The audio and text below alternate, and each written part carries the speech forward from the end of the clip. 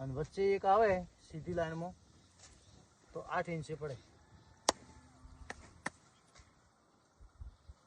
કેવી રીતના પડે આયોજનભાઈ?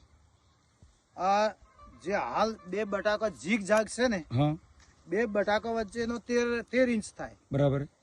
પણ જે ઝીગ ઝાગ ના કરીને સીધી લાઈનમાં લઈએ ને હા તો 7 થી 8 ઇંચે એક બટાકો પડે. દાખલા તરીકે આ જે છે ને, આ બે બટાકો વચ્ચેનો 13 થી 14 ઇંચનો ગાળો. બરાબર.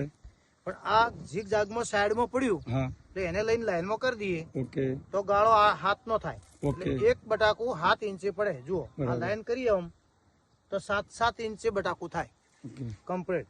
પણ ઝાગ ઝીગમાં ક્રોસમાં પડે એટલે એનો મતલબ એવું થાય કે ક્રોસમાં એટલે હવા પાસ થાય. હવા પાસ થાય એટલે ફંગસ ઓછી આવે. બરોબર.